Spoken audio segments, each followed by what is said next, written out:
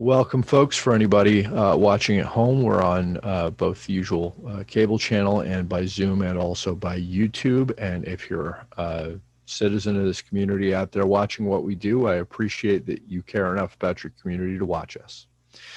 I'm going to make a motion to open the meeting. A second? Second. All in favor? Aye. And the meeting is open. This is a work session, so just to orient everybody on applicant items, all we're talking about is the state of the record, completeness, and anything else we might need. We do not deliberate, and like everybody else, the applicants are welcome to view us and be with us as attendees, but we don't talk to the applicants during work sessions. We're just assessing what's out there. If there's something that we think we need, we can communicate and they'll know about it. We are gonna, next Wednesday, we'll see all three of these applicant issues come up. We'll discuss them, we'll deliberate on them, we'll get as far as we can. Tonight, we're just looking at the state of the record. So the first thing up is 1165 Grecian. We've spent quite a bit of time discussing this one. We have the Mazur report and we have the response to the Mazur report. I've spent some time looking at what we've gotten in. I think probably everybody has. Is there anything that we don't have in the record that somebody thinks they need to have a complete record and determine and decide how they're going to cast their vote on consistency?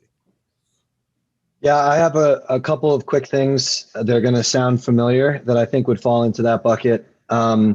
One is I believe, and I think the point of these work sessions, correct me if anyone's seen something different, I believe that we still haven't seen a final Westchester County Department of Health permit for the septic. And I think I would want to see that before voting consistency, particularly now, because the latest correspondence for this meeting really references that as sort of a validation of the plan. So I'll note that. And then the two other things are, I just wanted to ask if Mazur was going to be able to join our next meeting, if we plan to ask them and if they'll be available. And then finally, the Kellard Sessions memo, the last one we have, I think still has some open items. I've looked at it and I actually think it's workable. I mention it only in case we can get some cleanup if anybody is listening to just the submerged pipe network, rain garden. I believe it's all been addressed in the SWIP. It'd be nice to just get Kellard Sessions to sign that off, but I do think that last one is probably workaroundable. So that's all I had. Thanks. Okay. Anyone else?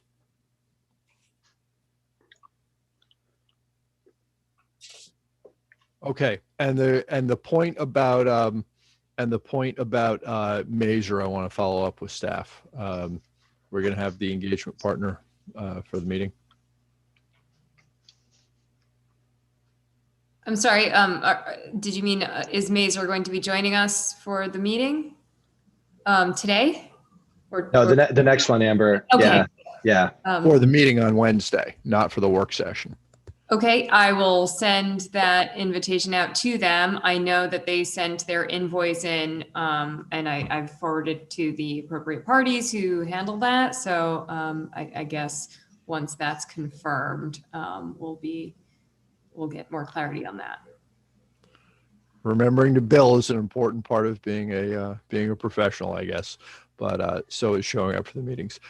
Let's let them know that we think they're necessary for the meeting, so we can have a full discussion with the engineers. Applicant, of course, will have their people there, and the folks that we asked to consider this for the commission, I would like to hear from too. There's sometimes you get something out of the back and forth that is additive to what you have from the writing. You never know until you try. Okay, that's all I have on 1165 Grecian and completeness. We all, I think, understand the issues and have spent a lot of time with it. We'll all read the additional materials and we'll all be prepared to discuss all of our issues when they come before us next Wednesday night. We have 652 Shore Acres. Let me take these out of order because I want to, because I think we can get through 1025 Grecian faster, 1025 Rushmore rather. the club application, I took a look through, and I may have missed it somewhere. They now have, we had asked them for a few discrete things that they needed to come back with. One of those was to mark their wetlands, and we now know that they are within the 100-foot buffer. And we asked them to make sure that they've got a wetlands opinion, that they assure us that they're outside the mandatory view shed area. I'm sure they are. I'm not confused about that. And we need them to discuss our request that they consider the possibility of a permeable surface instead of an impermeable surface. I think those are not all closed items. As I look through it, somebody tell me if I missed it, because there was a lot of paper and I was looking through a lot and we have 3 applicants up and there's a lot of stuff. It's always possible that I didn't see it. But I did not see anywhere that they discussed. I saw a SWIP. I saw a lot of stuff about stormwater management, quality volume. I did not see somewhere where they discussed the alternative of permeable surface. They did. They have you have to find the right document. They have a pretty responsive memo. Let me see what it's called. All the labeling was a little hard to follow. But if you look at HCZM cover response, letter signed comments, they do hit, in my accounting, like 3 of the 4 open items. So they discuss permeable paver systems, and they say they don't want to do it. And so you can read for yourself, and they have a write-up and some pictures. Yep. This is it's the 4-page letter, 223.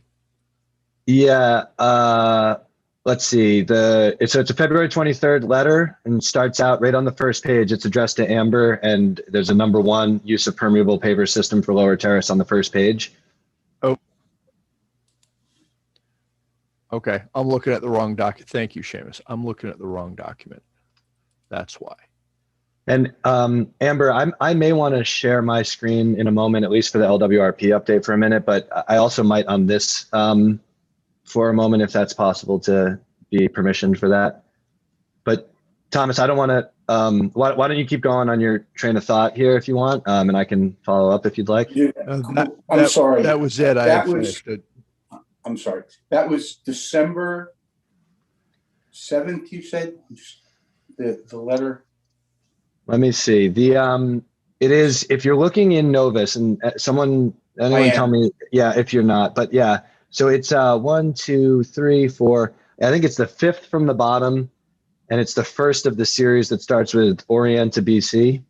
HCZM cover is the name of that. Yeah. The materials that were uploaded on March 8th. That was when the new submission was uploaded. It should be. I've got it. The Master Giacomo engineering letter. Yeah. I've got it. Okay. And this one up here, this one at least attempts, and I think they do a good job to sort of be responsive to the items that we raised one by one. So they're kind of almost non sequiturs. They've got like 4 or 5 in here, and they're the things that we raised on the last meeting. Yeah. No, I see the walkthrough now. I had looked at the wrong letter. This letter addresses our open issues. Okay. Yep. I'll spend some time with the substance of them, but they're, facially, it looks like they responded to what we need. So that tells me that I expect to find the answers that we need in there as I go through it. Other folks, people looking for something on this one that we don't have? Yeah, I may, I may share my screen here, because I've been trying to do this calculation. We can maybe look at it together, or we can just note that it's not clear to us. But they provided a cut fill file. It's the Orient to BC CFP, which I think is cut fill something, reduced working cut fill file. But tell me if anyone else has closely looked at this. And let me know if you're seeing it on your screen. Uh-huh. But I think I'm seeing Oops. pretty substantial, perhaps, net volume of fill. I know we asked for it to be within and without the title, but I guess based on the heading here, maybe this is all within the wetland buffer. So I believe that I'm seeing significant net fill in this tidal wetland, and there's not much discussion in that other letter that I pointed out of it, other than to just say that the calculations have been provided.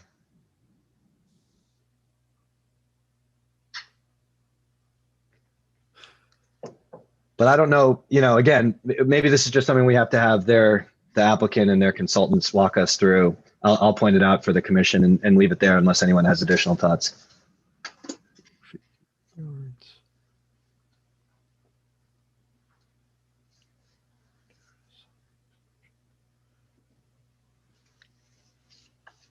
Oh, Yeah, I'm not. I see what you're seeing, Seamus, and it does look like it. oh, sorry. It appears that That's they have positive. it. No, it is a positive net fill. It's just not spelled out that way. I think they just broke it up into different sections from the calculations that they did. So they did it in cubic feet and then they converted it to cubic yards. So if you add all Yeah, the which fine, but yeah, I'm sorry, I didn't mean to cut you off. oh, sorry. So if you add up all the bold areas without the parentheses, and then you minus that with where it says cut, that should give you your total net fill for the project, if I'm reading this correctly. So it looks like Yeah. it's under 100 of cubic yards.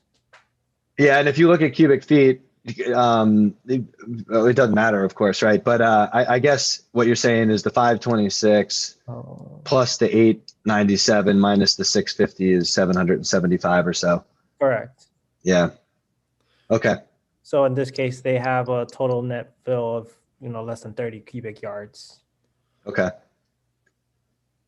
Okay, so that'll be Yeah. something to discuss, whether they can, if that's a small amount, whether it's redesignable or anyway. I just wanted to point that out to the commission. I mean, it's net fill in a both a wetland buffer and floodplain. I mean, I thought we were very clear on it. I'm a little taken aback because I thought we don't deliberate it at work sessions. We need to understand what it is they're saying there, and we need to understand the difference between what we're seeing represented in what we think the cut fill says and what was represented to us by Mr. Schatz at the last meeting, because I thought I heard a very different answer. So we'll talk about that. We may want the applicant to know that that's going to be a particular area of focus, that the cut fill appears to be telling us something different than what we thought we were told by the applicant. Next time they should be prepared to address that specifically.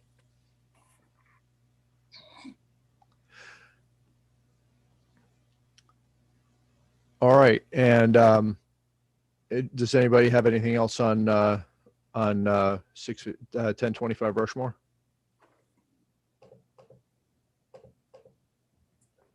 Not hearing anything. Okay. Our third applicant is 652 Shore Acres. And this is pool work. They've made changes to the they've submitted a revised proposal to make changes to the floor plan. They've removed some flood area by making a previously two-story connection between the cabana and the main residence into a one-story bridge with an open ground level area, a few other things. What else do we think we need to know about 652 Shore Acres, if anything?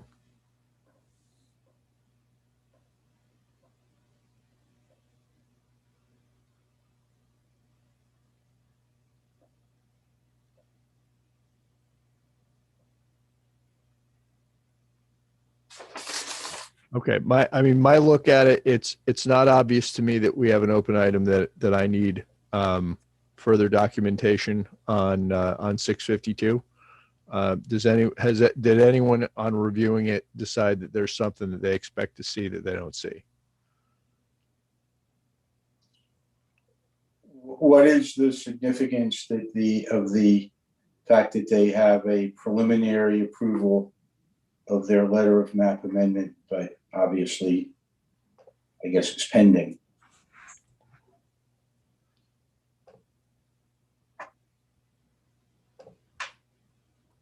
Yeah,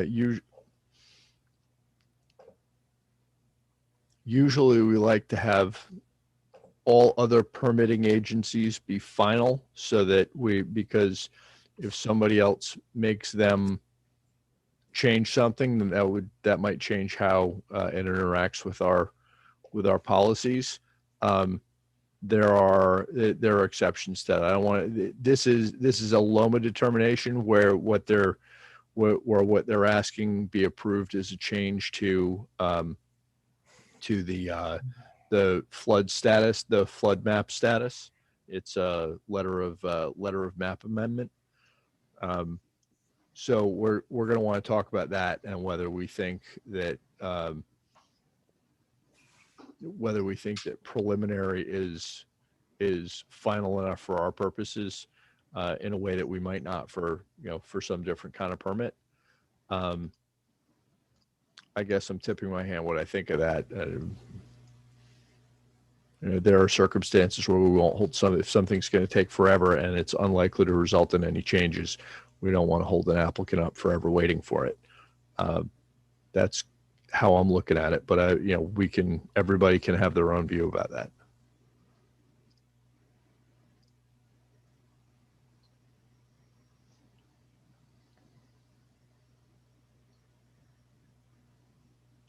So we'll do at the top of that application, we'll do the permit checklist.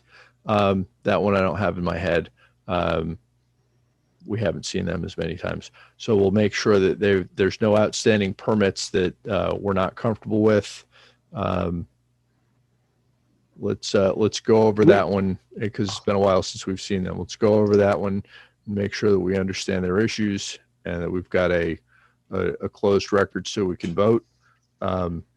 If there's some reason, if somebody spots something in their review and preparation for the meeting, we'll let the applicant know as quickly as possible so that they can hopefully address things. Esteban, I think we got a new SWIP here. So will we, or an analysis, let me just look. I haven't spent as much time with this one yet, this application yet. Pardon me. So, yeah, is that something that that Kellogg Sessions would plan to review? Yes. So everything from the last review memo, I will review and see. I think there was only a couple items, but I can definitely take a look at any adjustments to the SWIP to make sure it correlates with the current site plan. Great. Yeah, because I'm looking at the date of this and it was revised February 23rd. So if you could. Is that the last? It's the last one on the agenda. Yep. Okay. Yeah, it says it's dated July 10th, but which is sort of true. And it has a revision date. Yep. Okay.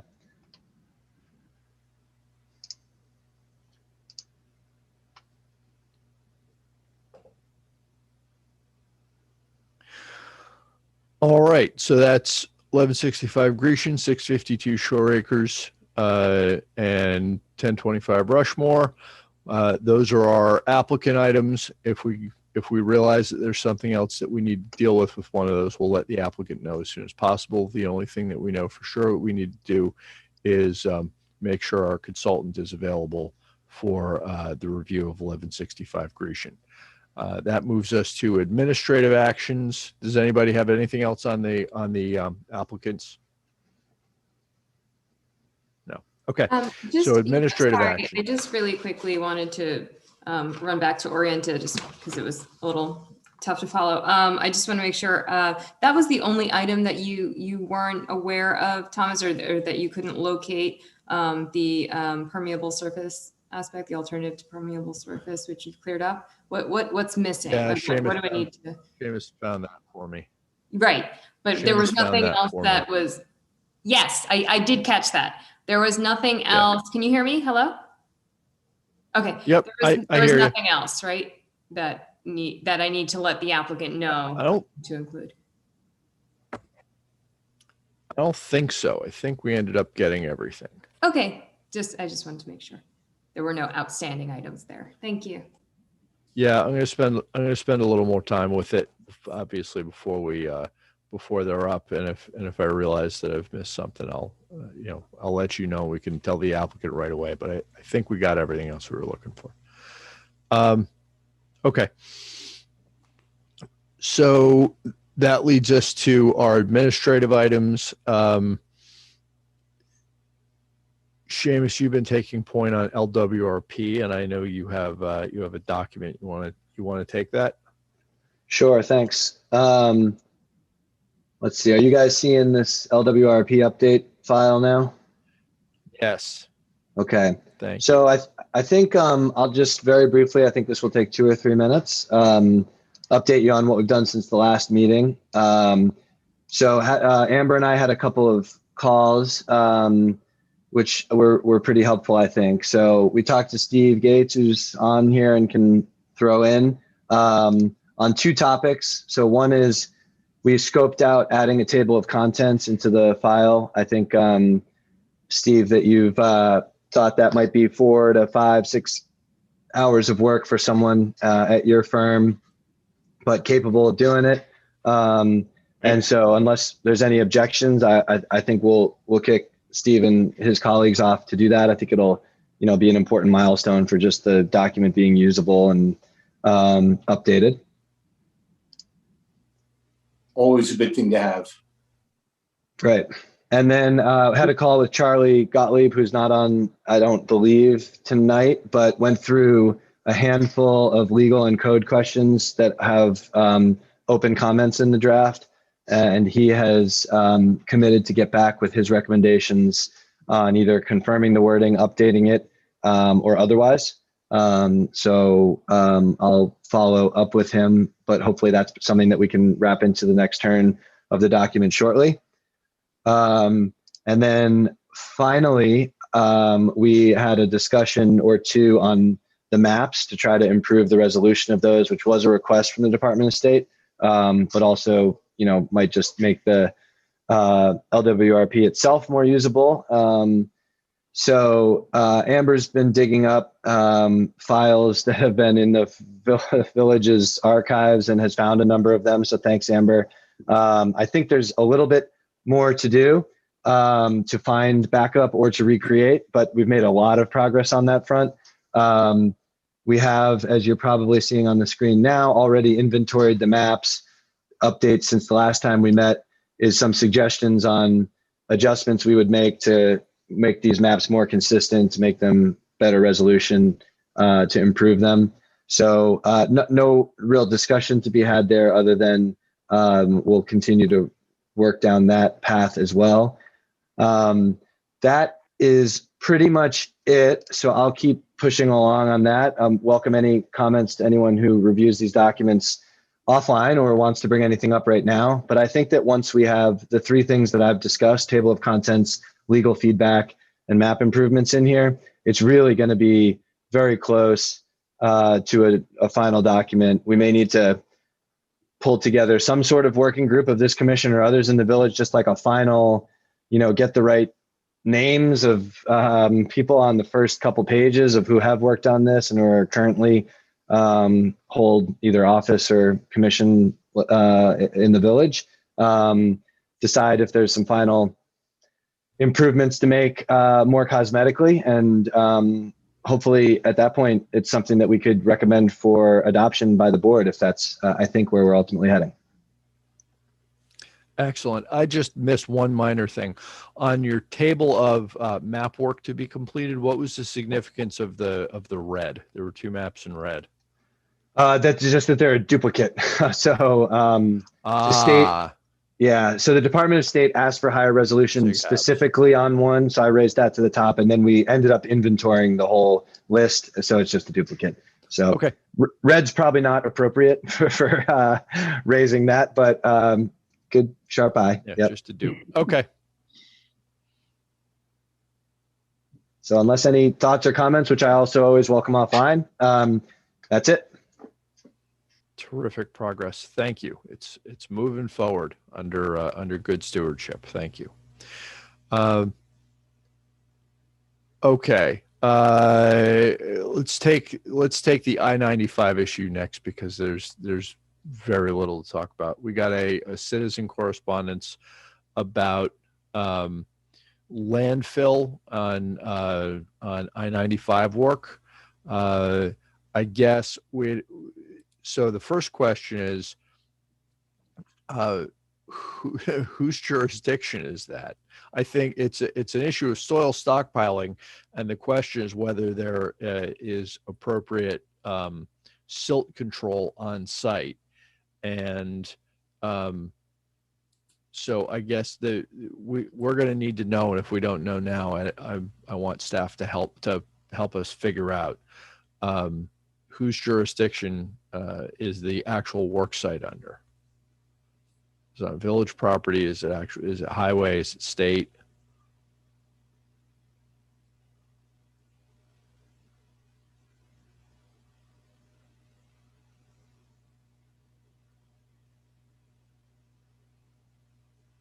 And we can deal with that offline. You can come back to me on that, and we'll let somebody know. But they need to have silt fencing, so we've got to reach out to whoever's responsible for making sure that they're controlling silt on their work site so that they don't harm our waterways.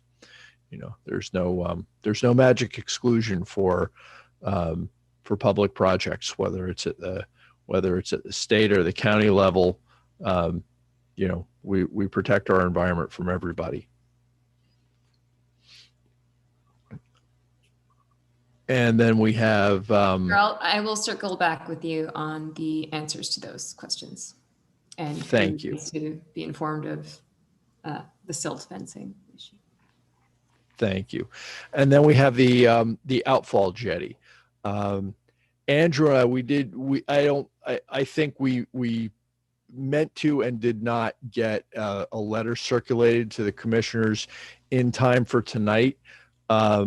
But what's going on with the Outfall Jetty is apparently there have been negotiations between the village manager and the county that we didn't know were going on. We had asked the trustees, and the trustees agreed to raise the issue of the incompleteness of some of the Outfall Jetty, underwater and surface stuff with us, because it hadn't really come before us for a review. There's a long history that doesn't bear rehashing here, but it was sort of skimmed by us, and we asked the trustees to re-raise it with the county because we thought a few changes were necessary and we could negotiate this pretty quickly and reasonably. And that's not what ended up happening. What ended up happening is the county talked to the village manager, and we didn't know that was going on. The problem is that has the effect of not having it touch the base of Harbor Coastal Review, which is not appropriate. Andrew and I have a draft letter. It's under some time pressure, so I'm going to try to get that around. I'm going to try to get that into Amber's hands tonight. And hopefully to everybody first thing in the morning, so that the commissioners can all look at it, comments back to me and Andrew only to keep it sub quorum. 3 people can touch it. More than that, we've got a quorum, and therefore it would have to be a public meeting. So comments only back to me and Andrew.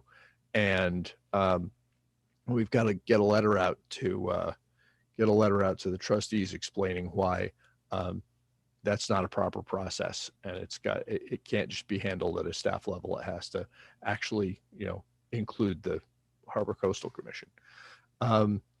If anybody wants to sort of discuss that more, we can. but we should have had the letter to you, and it just didn't happen because we're all volunteers, and we all got busy, and Andrew thought I was doing it, and I thought Andrew was doing it.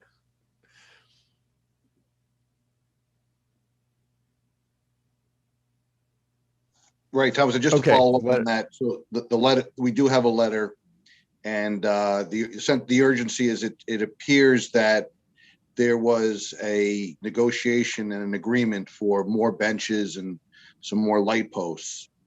So we want to make sure that we tell everyone that we'd like some participation in those decisions, because it seems like it is a done deal at this point, based on the correspondence that we've seen.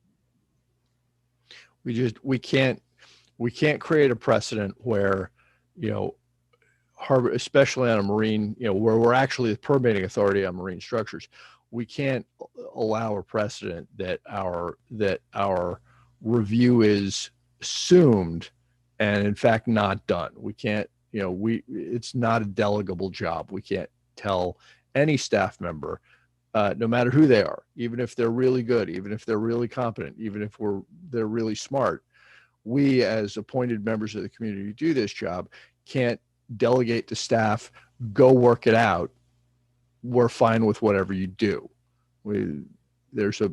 Staff can have, extensive conversations, all that's fine, but we have to live with the decisions. So decisions come back to us to get votes, and that didn't happen here. And so we've got to sort of set this right, because if we don't, we're in a position where we're sliding down the road to not actually doing reviews for a governmental project, and that can't happen because that's not the law. Our LWRP requires us to review for consistency a project that is by a governmental entity the same way that we do for a private applicant. And if every one of our neighbors has to go through our process and deal with our policies, then so do the elected officials at any level. It's the way it is. Okay.